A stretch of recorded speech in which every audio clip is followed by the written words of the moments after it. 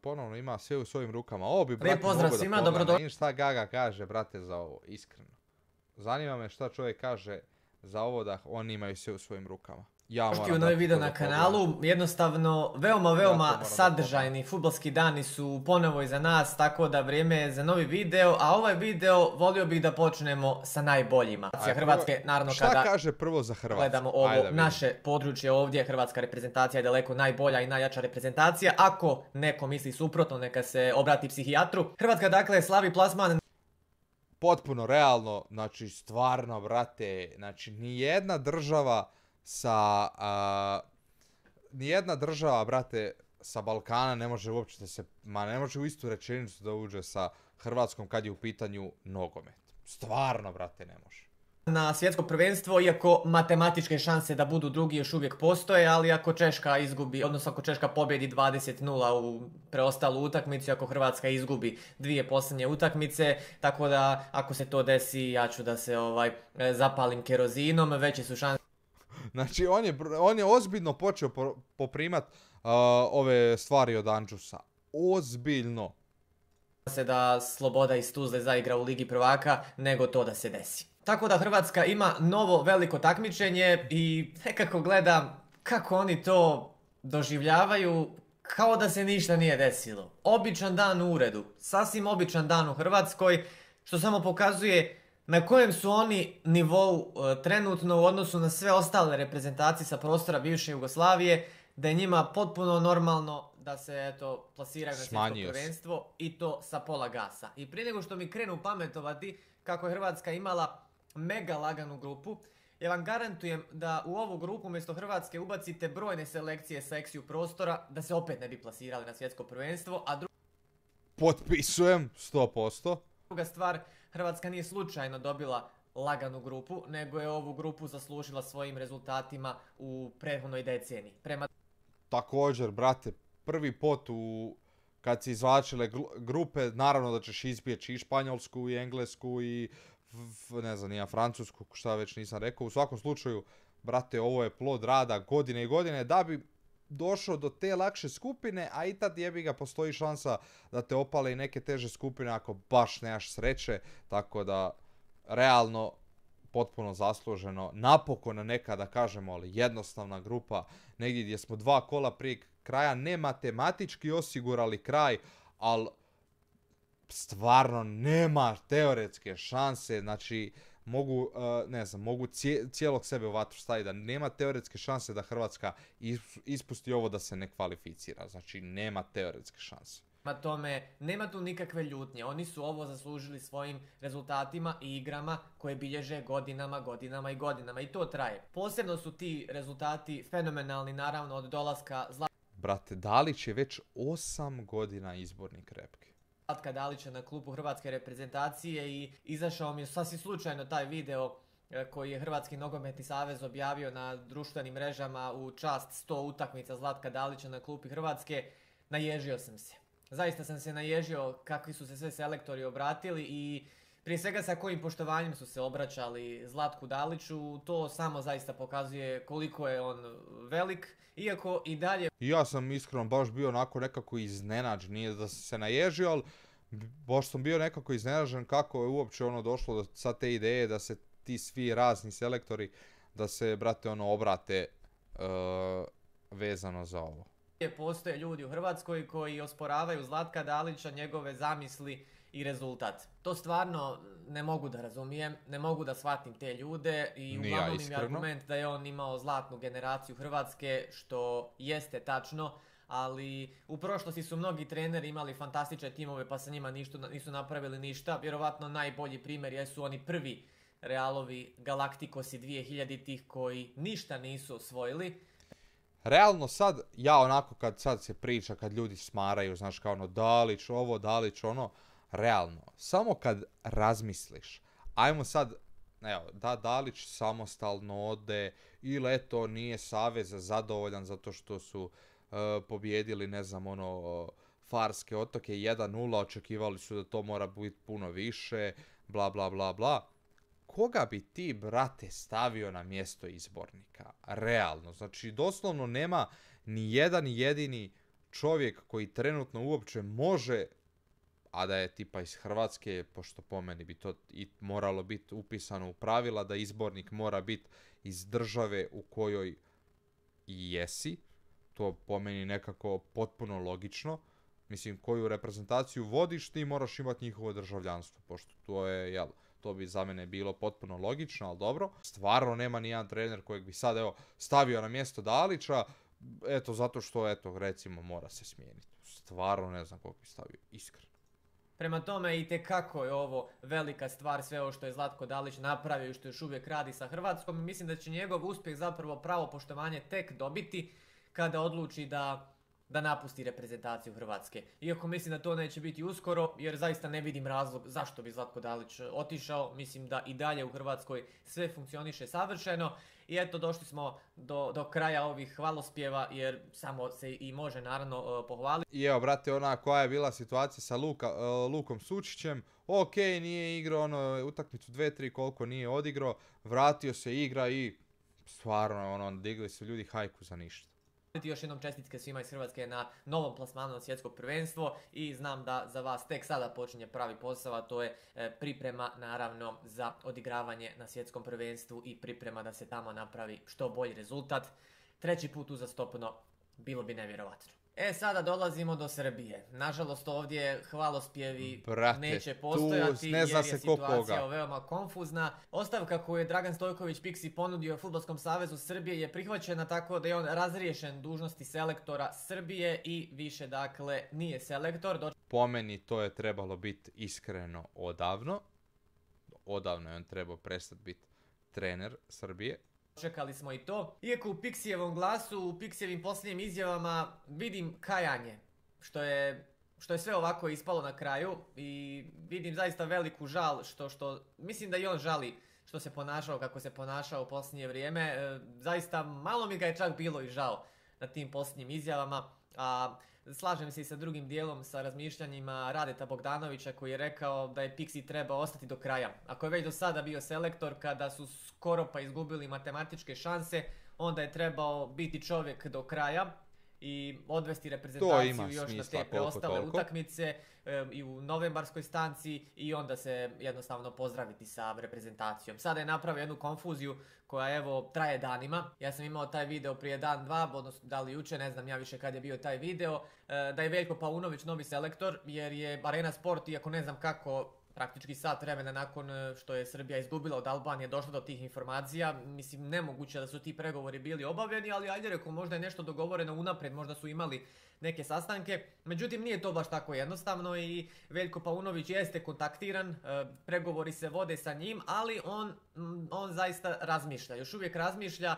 da li mu to treba u životu, a zbog svih razloga koje sam navodio i u ranijem videu, to je da je to jedna vruća, usijana stolica i da je pitanje da li će kad dođe dobiti potpunu slobodu da radi svoj posao na najbolji mogući način. Spominju se još određena imena, najviše se spominje ime i Vladana Milojevića, što mi je katastrofalno i u startu mi se ne sviđa. To je vjerovatno i gora opcija od Piksija i to je potvrda mnogih stvari koje mnogi ljudi pričaju o Fudbalskom savezu Srbije i to sa Milojevićem mislim da bi bilo onako baš doticanje dna. Još ovi natpisi da će uporedo voditi Crvenu zvezdu i reprezentaciju Srbije, to je suludo. Zamisli kakva bi to glupost bila, da čovjek bude trener Zvezde i još onda usto da vodi Repku. To bi stvarno bila teška glupost. To je nevjerovatan sukob interesa, to je nenormalno, to je nemoguće. Prema tome, ako Vladan Milojević dođe, mislim ne da se situacija neće popraviti, nego da će biti još gora. Tako da, baš konfuzno selektorski, iako ne bi sad mnogo da pričamo, jer kao što rekao, spominje se recimo i Dejan Stanković, koliko bi sad to bilo dobro. Iskreno nisam siguran ni za Dejana Stankovića.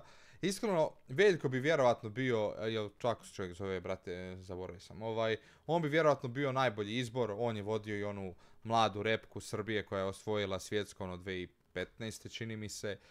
Imao je realno dobru situaciju u ovom španjolskom brigao, ovaj novi Real, brate, uvijek mu zaboravim drugo ime. Dobio je otkaz iako je igrao protiv dosta teških protivnika, nije mi baš jasno zašto.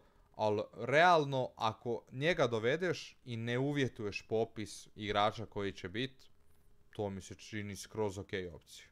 U svakom slučaju, kako vidim u medijima, odnosno po komentarima ispod medijskih natpisa, da ljudi najviše priželjkuju Veljka Paunovića, ali da sa druge strane govore, pa zaista nisi lud da dođeš na ovo. I to je i moje razmišljanje potpuno isto. Tako da čekamo, rasplet ćemo dobiti vjerovatno u narednim danima, a možda se neće ni toliko žuriti, mada za mjesec dana su nove utakmice, a možda ne bi bilo loše i da se sačeka i da se novi selektor imenuje tek nakon što se završe ove kvalifikacije, jer one su vjerovatno već i izgubljene. I za kraj dolazimo do Bosne i Hercegovine koja je ponovo dobila... Ovdje, brate, ima sve i svašta. Priliku, zaista ne znam čime smo zaslužili ovoliko prilika, ali hvala Bogu što nam daje ovakve prilike i ponovo smo došli na svoje, a to je da se bavimo kombinacijama. Matematika je čudo, Bosanci i Hercegovci su fenomenalni u matematici. Ali nije, brate, nije to samo kod njih. Znači, mi smo svi, brate, prejaki u tim kombinacijama. Znači, mi svi, ajde, duše, kod nas ima toga i u kvalifikacijama, jer obično si uvijek zakompliciramo kvalifikacije. Mislim, kao uvijek se kvalificiramo, ali si uvijek pretežno zakompliciramo. Dobro, ovaj put je izuzetak bio,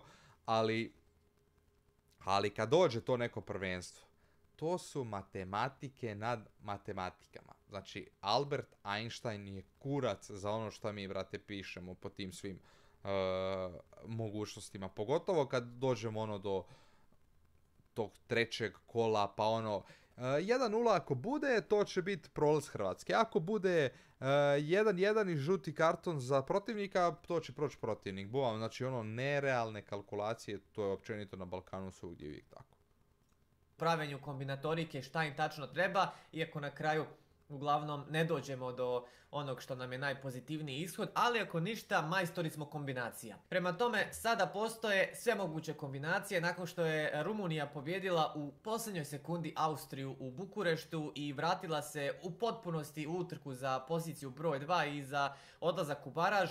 Sada nekako ne znam ja da li slaviti zbog te pobjede Rumunije ili biti tužan iz razloga što sada ni baraž za Bosnu i Hercegovinu nije siguran. Odnosno da kažemo, Bosna i Hercegovina imat će dva finala prije finala, da pobjedi Rumuniju i Austriju u razmaku od nekoliko dana i da se plasira direktno na svjetsko prvenstvo. I to je najbolja opcija. Koliko je ta opcija realna?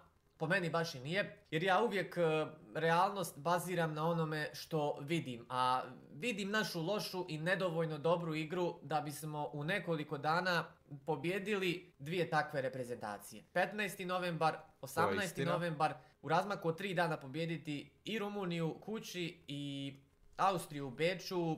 Po meni, dakle, Rumunjska kući je nešto što bi se trebalo pobijediti i realno ono što mislim da Bosna stvarno može, ali pobijediti Austriju u Beču, to već malo teže. Stvarno djeluje senzacionalno u ovom momentu i ne mogu povjerovati u taj scenario, iako svim srcem navijam za taj scenario, ali evo, otvorilo se. I kao što smo konstatovali za onu Ukrajinu na Euru, mislim da se dugo neće otvoriti ovakva prilika da imamo praktički 2 utakmice do Mundijala.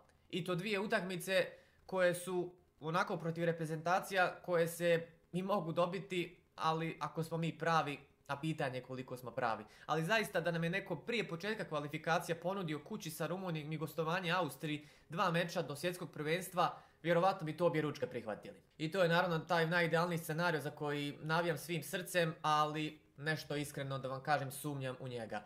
Sada, ukoliko se ne desi pobjeda protiv Rumunije, ukoliko bude remi ili poraz, to onda zapravo nas dovodi u jednu katastrofalnu situaciju da ćemo najvjerovatnije ostati i bez baraža.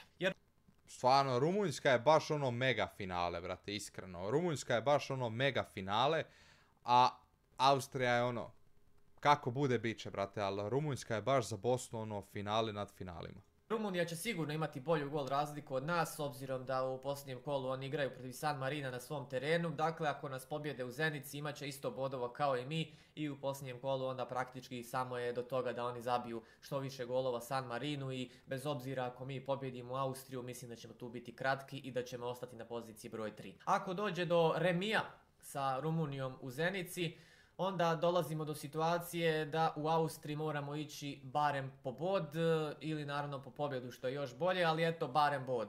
Svaki scenario sa porazom, opet vjerovatno padamo na treće mjesto. Tako da kao što rekao u početku, ne znam da li bi slavio pobjedu Rumunije protiv Austrije ili bi bio razočaran zbog te pobjede, jer kao što rekao sada i baraž pod upitnikom i zapravo sada tek vidimo koliko je katastrofalan ovaj remi sa Kiprom, gdje smo, eto, mogli sada biti izjednačeni s Austrijom, pritom...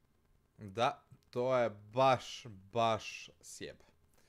Da su to nekako, da nisu, brate, napravili taj penal u zadnjim sekundama, doslovno, mislim sekundama, nebitno, imali bi isti broj bodova ako bi se odigralo sve kako bi se odigralo, imali bi isti broj bodova kao Austrija, i jebi ga. Mislim, generalno opet bi im trebala... Pa da, mislim, onda bi im bilo onako, li-la. Opet bi im generalno za pobjedu, za prolazak trebala najvjerovatnije pobjeda i protiv Rumunjske i protiv Austrije, to jest da odu na svjetsko, ali ovako jebi ga zbog baraža, bit će im dosta teže. Imati praktički i skoro siguran baraž, ali situacija je takva kakva jeste. Pred nama je evo mjesec dana do tih odlučujućih utakmica, vidjet ćemo prije svega ko će sve biti zdrav, ko će sve biti spreman za te utakmice, ali je jasno. Ovo su ponovo dvije nevjerovatno bitne utakmice i svako ko kaže trenutno nije cilj svjetsko prvenstvo, ne treba da govori takve stvari, jer pitanje kada će se ponovo ukazati ovakva prilika. Sve što se desi... Ne znam od čega se, da li se samo reprezentacije koje se druge pravi se ždrijeb ili kako se zove isto nešto preko Lige nacija pa nešto se tu križa, bla bla bla bla, jer generalno opet bit će se dosta teško kvalificirati kroz baraž. Desilo ranije u ovim kvalifikacijama treba zaboraviti, sve probleme treba ostaviti po strani i fokus treba usmjeriti striktno u pripremu ove dvije utakmice. U ove dvije utakmice mora se pružiti ne maksimum nego i više od maksimuma, pokušati pobijediti ove dvije utakmice i pokušati otići na svjetsko prvenstvo, iako je to jako trnovit i težak put, ali evo, nada postoji i nada umire posljednja, a ja opet kažem, realno ne očekujem da se to desi, ali se iz sveg srca nadam da će se to desiti i da će 18. novembra biti jedna velika fešta i svi mi koji smo onako doživjeli taj plasman na svjetsko prvenstvo 2014. godine, znamo kako se tada feštalo, kako se tada slavilo i kakve su to emocije bile i mjeseci 3 dana. Nije bio offside. Nije bio offside i nije bio offside. Praktički mogli bi tako nešto ponoviti, tako da onako sve me neki trnci opet hvataju, ali opet kažem, teško mi je povjerovati da je tako nešto moguće, ali... Biće teško za Bosnu, želimo svu sreću, ali da će biti baš teško, bit će.